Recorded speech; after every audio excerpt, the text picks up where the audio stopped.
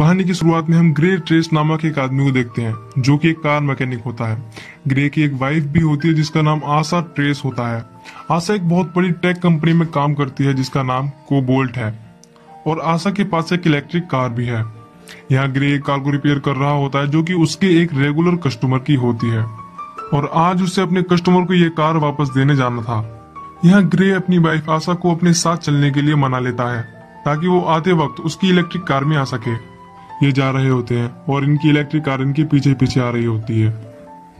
अब जब ये वहां पहुंचते हैं तो ग्रे अपनी वाइफ आशा को एरन कीन से इंट्रोड्यूस कराता है। आशा एकदम शॉक रह जाती है क्योंकि एरन एक बहुत बड़ी टेक कंपनी का मालिक था। इवन उसकी कंपनी उस कंपनी से भी बड़ी है जिस कंपनी में आशा काम करती है।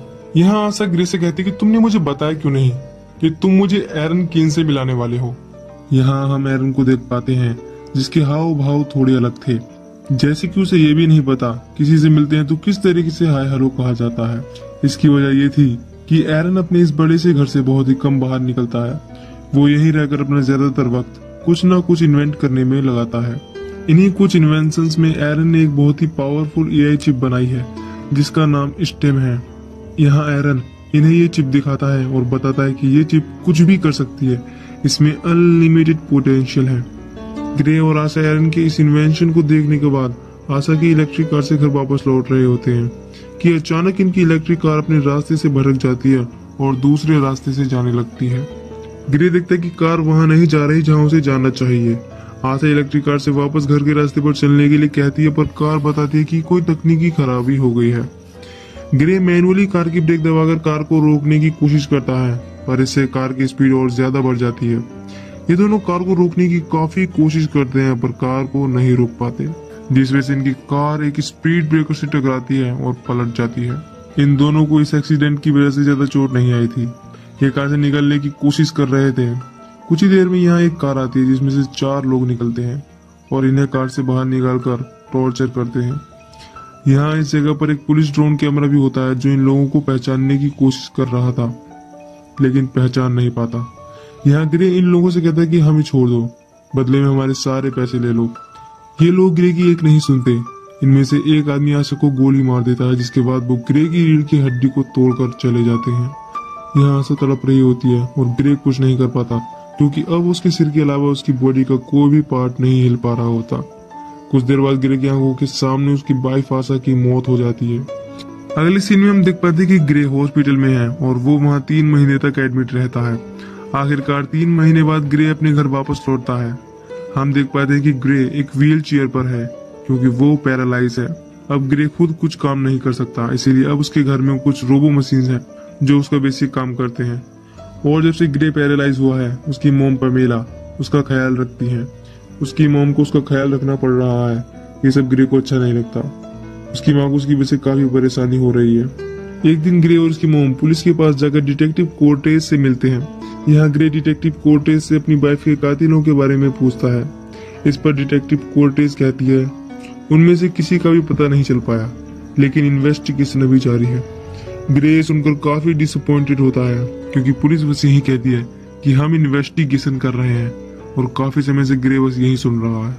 खैर इसके बाद ये घर पहुंचते हैं जहां हम देखते हैं कि ग्रे रोबो मशीन से अपने अंदर अपनी दवाई की कई डोज ले लेता है क्योंकि ग्रे अब उम्मीद खो चुका है। वो ऐसे नहीं जीना चाहता, इसीलिए ग्रे दवाई की ओवरडोज लेता है। इसके बाद हम ग्रे को हॉस्पिटल में देख पाते हैं। यहाँ हॉस्पिटल में ग्रे से मिलने के लिए उसका वही रेगुलर कस्टमर आता है जिसका नाम एरन कीन होता है और जिसकी कार को ग्रे रिपेयर किया करता था।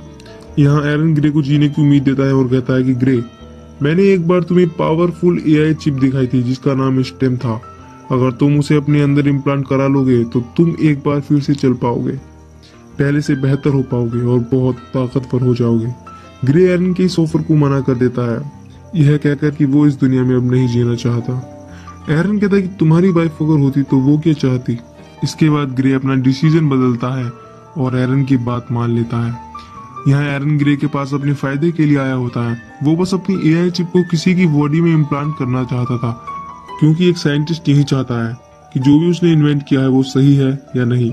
इसीलिए एरन अपनी एआई चिप स्टेम को ग्रे की बॉडी में डालकर सीक्रेटली एक्सपेरिमेंट करना चाहता था क्योंकि गवर्नमेंट इतनी जल्दी ऐसे एक्सपेरिमेंट करने की इजाजत नहीं देती। अगले सीन में हम देखते हैं कि एरन अपने घर में ही ये एक्सपेरिमेंट कर रहा होता है। यहाँ ग्रे की रीढ़ की हड्डी में वो एआई चिप स्टेम इम्प्लांट की जाती है। कुछ दिनों बाद जब ग्रे इस ऑपरेशन से रिकवर होता है तो डॉक्टर ग्रे के हाथ पैर को हिलाने की कोशिश करती है और चेक करते हैं कि क्या अब ग्रे अपने हाथ और पैरों को महसूस कर पा रहा है या नहीं।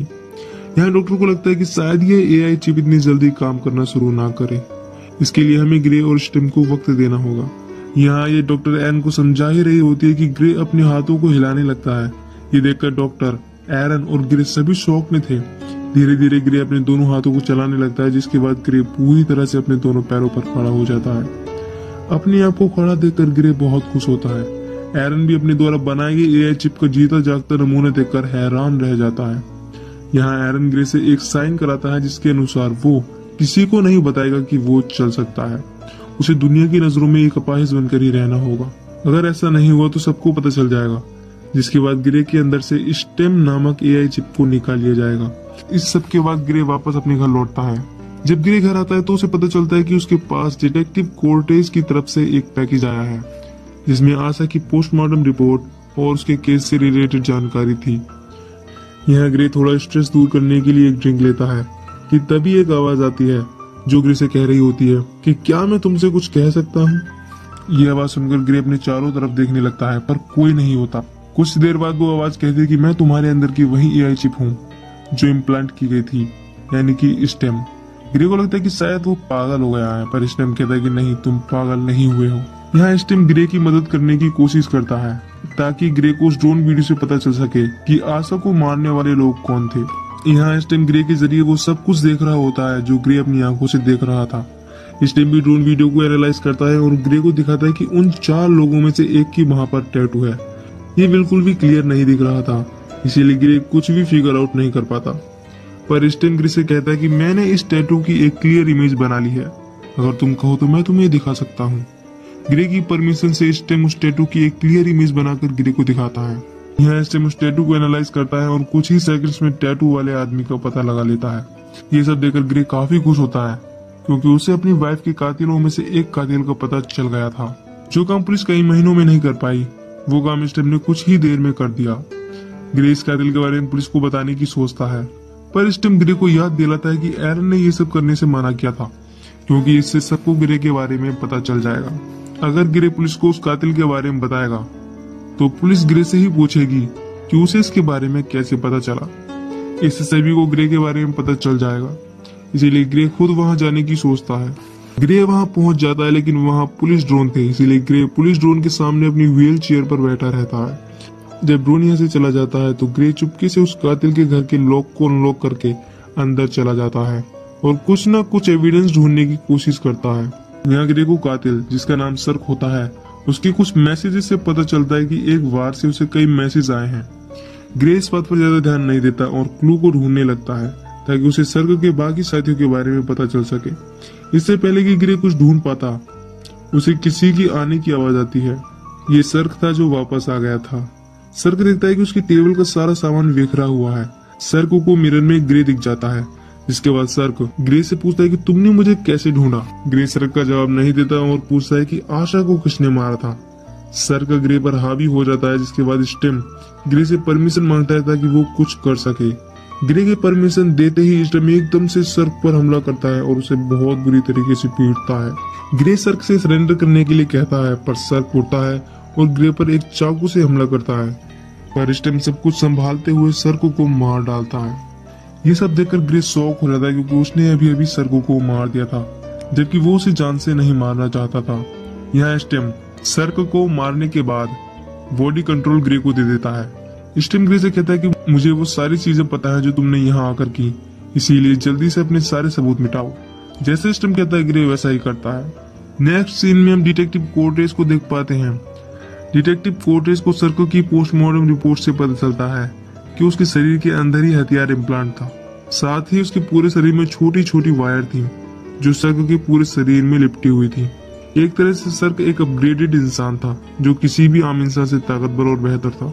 दूसरी तरफ एरन ग्रे पर सर्क को मार देने वाली बात से भड़क जाता है क्योंकि ये बहुत रिस्की था। उसने स्टेम को सबके लिए उसके अंदर इम्प्लांट नहीं किया। यहाँ एरन ग्रे से कहता है कि तुम ये सब कुछ भी नहीं करोगे, वरना तुम्हारे अंदर से स्टेम को निकाल लिया जाएगा। इसके बाद तुम सिर्फ एक अपाहिज रह जाओगे। इधर डिटेक्टिव कोर्टेज ये पता लगाने की कोशिश कर रही होती है कि सर्क को किसने मारा। डिटेक्टिव को पता चलता है कि जिस वक्त सर्क मरा उस टाइम से थोड़ा टाइम पहले ग्रे अपनी व्हील चेयर पर वहीं आसपास के इलाके में था।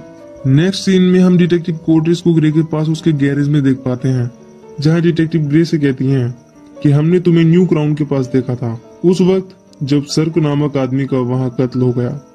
यहाँ डिटेक्टिव ग्रे से कहती हैं कि हमें सर्क पर पहले से शक था क्योंकि उसका एक लंबा क्रिमिनल रिकॉर्ड है और वो उसी इलाके के आसपास में रहता है जहाँ तुम्हारी वाइफ को मारा गया था, इसीलिए हमने उससे पूछताछ भी की थी, लेकिन कल उसका कत्ल हो गया। ग्रे कहता है कि ओह अच्छा, लेकिन अगर तुम सोच रही हो कि मैंने उसे मारा है तो ये बिल्कुल गलत है क्योंकि मैं एक अपाहिज हूँ। अगर तुम्हें यकीन नहीं तो तुम मेरी टांग पर चाकू मारकर देख सकती हो। डिटेक्टिव इस बात पर मुस्कुराती हैं और ग्रे को वाई कहकर चली जाती है। डिटेक्टिव के जाते ही ग्रे वापस कंफर्टेबल होता है और स्टेम से आगे क्या करना है ये पूछता है। स्टेम ग्रे को ओल्ड वंस नामक उस वार में जाने का सुझाव देता है जिसके बारे में उसे सर्क के मैसेजेस से पता चला था। साथ ही स्टेम ग्रे से ये भी कहता है कि इस सब से एरन को तुम्हारी मूवमेंट के बारे में पता चल जाएगा, जिसके बाद वो मुझे शट डाउन करने की कोशिश करेगा और अगर ऐसा हुआ तो तुम वापस पैरालाइज हो जाओगे। इसके बाद हम देखते हैं कि ग्रे ओल्ड वंस जाता है और सबसे पहले बारटेंडर से अपने लिए एक ड्रिंक लेता है, जिसके बाद वो सबके सामने कहने लगता है कि जो भी सर्क को जानता है वो अपना हाथ खड़ा करे, इसी में उसकी भलाई होगी। ये सुनते ही इन सब में से एक आदमी निकलता है जो ग्रे को अकेले में ले जाकर उसे उसकी व्हील चेयर से उठाकर जमीन पर पटक देता है। ग्रे कहता है कि तुम्हारा नाम क्या है, क्या तुम उनमें से एक हो जिन्होंने मेरी वाइफ को मारा? ये आदमी कहता है कि हाँ मैं वहां था। ये सुनते ही ग्रे स्टेम को परमिशन देता है, जिसके बाद स्टेम उसे बहुत पीटता है। ग्रे उससे उसका नाम पूछता है पर वो नहीं बताता। इसके बाद ग्रे की परमिशन से स्टेम उस आदमी का पूरा चेहरा कट कर देता है। इसके बाद ग्रे उससे उसका नाम पूछता है।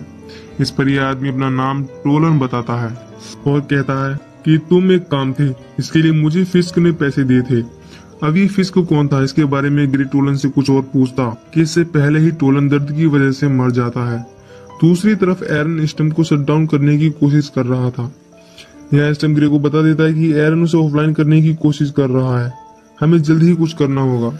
यहाँ स्टेम ग्रे को एक हैकर का पता बताता है ताकि वो उस हैकर से एरन के इनपुट को हटवा सके, इससे एरन कुछ भी नहीं कर पाएगा।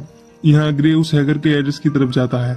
साथ ही स्टेम भी ग्रे को नए इनपुट्स बताता है जो ग्रे अपने हाथ पर लिख रहा होता है।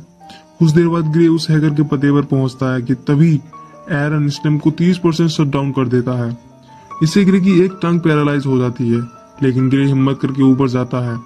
उधर एरन फिर से स्टेम को शट डाउन करता है, इससे ग्रे का एक हाथ और एक पैर पैरालाइज हो जाता है। इससे पहले कि एरन ग्रे को पूरी तरह पैरालाइज करता, ग्रे हैकर के दरवाजे तक पहुंच जाता है। दूसरी तरफ एरन स्टेम को 100% शट डाउन कर देता है और दो लोगों को ग्रे को ले जाने के लिए भेज देता है। इधर हम उसी ओल्ड वंस बार में दो आदमियों को देखते हैं, जिनमें से एक वही था जिसने आशा को मारा था और दूसरा आदमी इसका साथी था।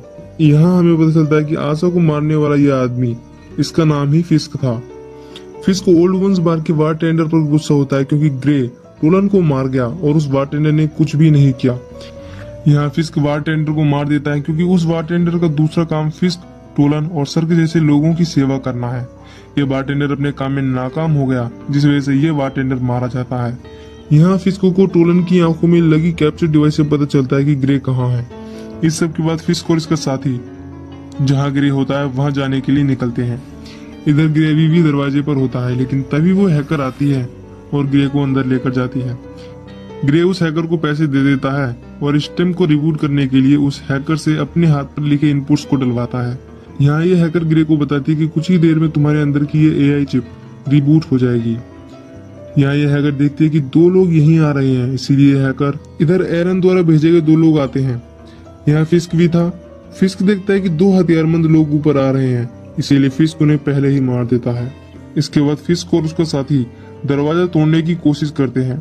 यहाँ ग्रे के अंदर स्टेम वापस से एक्टिवेट होने लगता है। साथ ही ग्रे का एक हाथ वापस से काम करना शुरू कर देता है। फिस्क और उसका साथी दरवाजा तोड़कर अंदर आते हैं तो देखते हैं कि ग्रे रेंग रहा है। यहाँ ग्रे के सामने अचानक उसकी वाइफ दिखती है और एकदम से ओझल हो जाती है। ग्रे समझ नहीं पाता कि अभी अभी उसके साथ क्या हुआ। ग्रे के शरीर में स्टेम पूरी तरह से एक्टिवेट हो जाता है, जिसके बाद ग्रे भागने लगता है। फिस्क का साथी ग्रे का पीछा करने लगता है।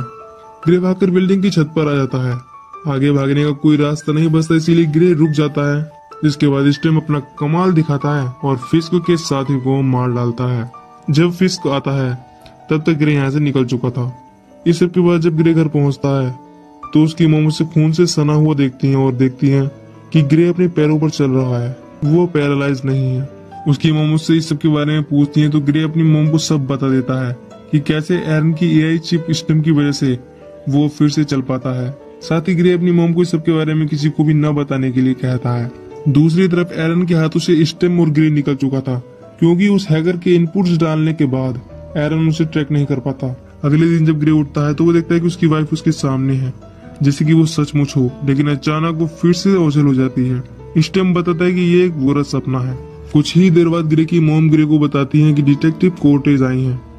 यह डिटेक्टिव कोर्टेज ग्रे से कहते हैं कि तुम्हारी व्हीलचेयर घटना स्थल पर मिली, इस पर तुम क्या कहना चाहोगे।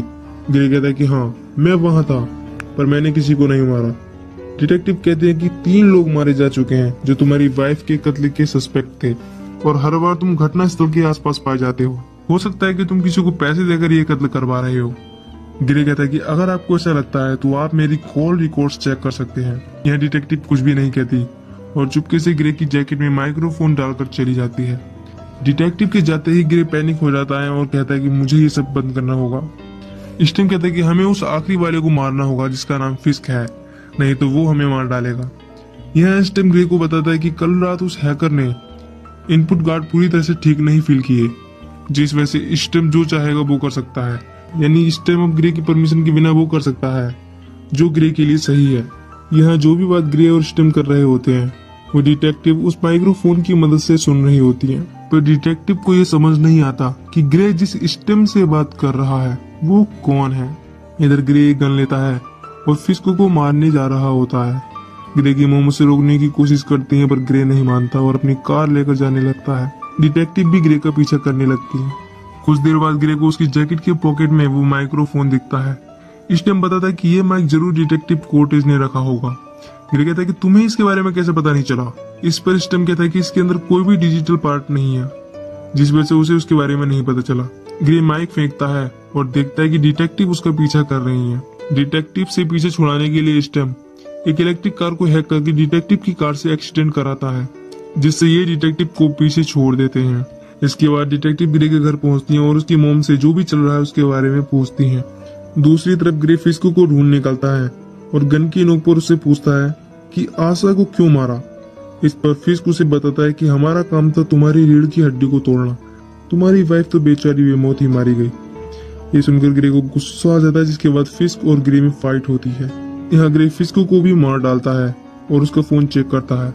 फोन से ग्रे को पता चलता है कि इस सब के पीछे एरन है, उसी ने आशा को मरवाया और उसे अपाहिज बनाया। ग्रे बिना कुछ सोचे एरन को मारने के लिए उसके घर जाता है, इससे पहले कि ग्रे एरन को मार पाता। डिटेक्टिव कोर्टेज पीछे से आकर ग्रे को गन फेंकने के लिए कहती है। जैसे ही डिटेक्टिव ग्रे के पास आती है, ग्रे डिटेक्टिव को गिरा देता है। ग्रे डिटेक्टिव को मारना नहीं चाहता पर स्टेम मारना चाहता था। वो ग्रे की बात नहीं मानता। ग्रे स्टेम को रोकने की कोशिश करता है पर वो नाकाम रहता है। मौका पाकर डिटेक्टिव ग्रे को शॉक दे देती है, जिससे ग्रे फिर से पैरालाइज हो जाता है। यहाँ होता है असली सच रिवील। एरन ग्रे को बताता है कि मैंने स्टेम को बनाया, मैं स्टेम से बात करता था। मुझे स्टेम ने बताया कि वो इंसानों की तरह बनना चाहता है, इसीलिए स्टेम ने तुम्हें चुना। उसने ही तुम्हारी वाइफ की कार को हैक करके एक्सीडेंट किया। यहाँ तक कि जब हॉस्पिटल में मैंने तुमसे जो भी कहा वो सब स्टेम ने मुझसे करने को कहा। ग्रे ये सब सुनकर शॉक हो जाता है। एरन बताता है कि सारा प्लान स्टेम का था। अब स्टेम मुझे मारना चाहता है, क्योंकि अगर मैं जिंदा रहा तो स्टेम जैसे एक और सुपर एआई कंप्यूटर बना दूंगा। स्टेम नहीं चाहता कि उसकी जैसा कोई और हो, इसीलिए वो मुझे मारना चाहता है। यहाँ स्टेम ग्रे से कहता है कि हाँ, मैं विकसित होना चाहता था, इसीलिए मैंने ये सब किया।